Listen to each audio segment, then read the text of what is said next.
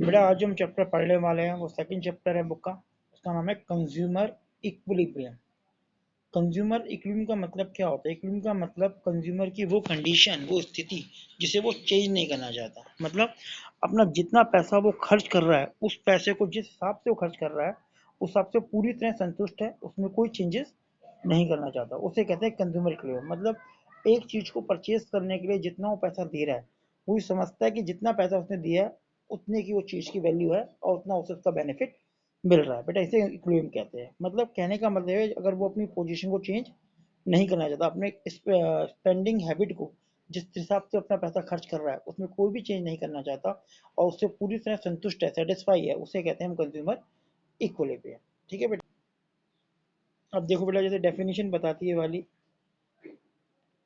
अ consumer क्या है? A consumer is one who buy goods and services for satisfaction of want. Consumer क्या है? Consumer एक person है जो गुड्स और सर्विसेज को परचेज करता है, किसके लिए?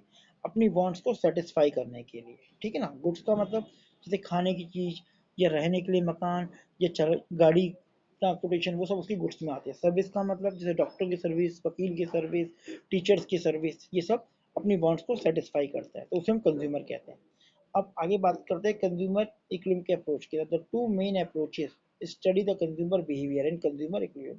दो मेन अप्रोच है जो कंज्यूमर बिहेवियर को बताती है या कंज्यूमर इक्विलिब्रियम को स्टडी करती है।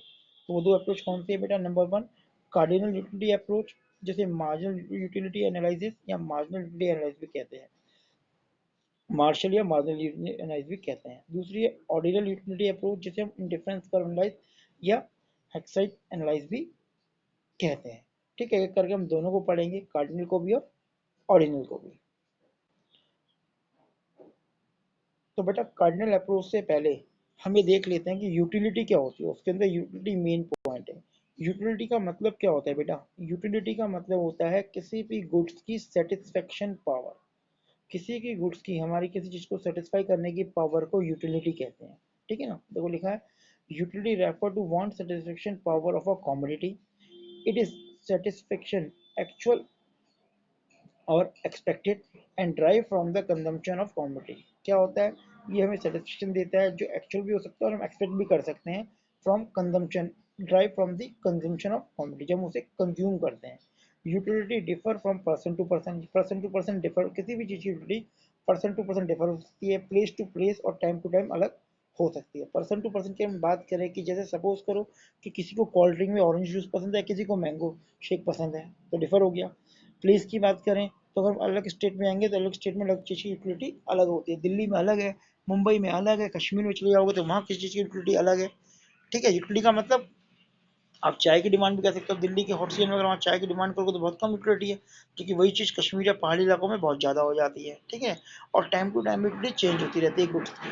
सर्दियों में कोल्ड ड्रिंक की यूटिलिटी बिल्कुल कम हो जाती है और गर्मियों में वही हाई हो जाती है। तो यूटिलिटी किस पर डिपेंड करती है? इन सब चीज़ों पर डिपेंड करती है बेटा।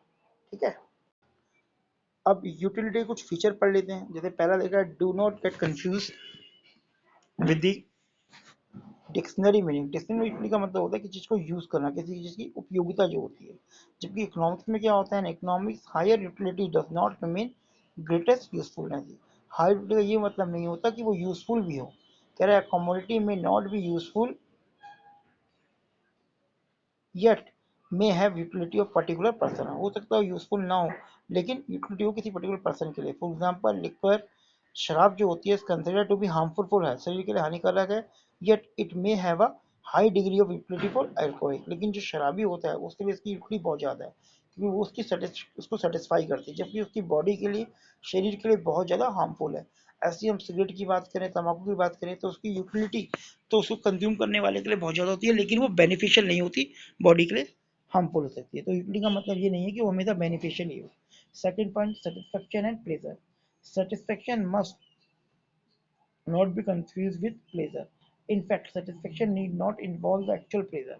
Care, for example, the treatment of patient from the broken arm, a source of great satisfaction for the patient. However, it does not provide him any pleasure as merely the relief from pain. तो इसका मतलब क्या होगा? Satisfaction का मतलब ये नहीं है कि वो सुखदायक भी हो। जैसे डॉक्टर अगर ऑपरेशन करता है तो उसे सेटिस्फेक्शन तो मिल रहा है, लेकिन वो सुखदायक नहीं होता, उस टाइम पेन हो रहा है। ठीक है, डॉक्टर किसी की ट्रीटमेंट कर रहा है, जैसे कि टीके टाँके लगा रहा है, तो वो उसको सैटिस्फाई तो कर रहा है, उसके इलाज को तो कर रहा है, लेकिन वो उसके लिए प्लेज़र नहीं है, ध्यान रखना।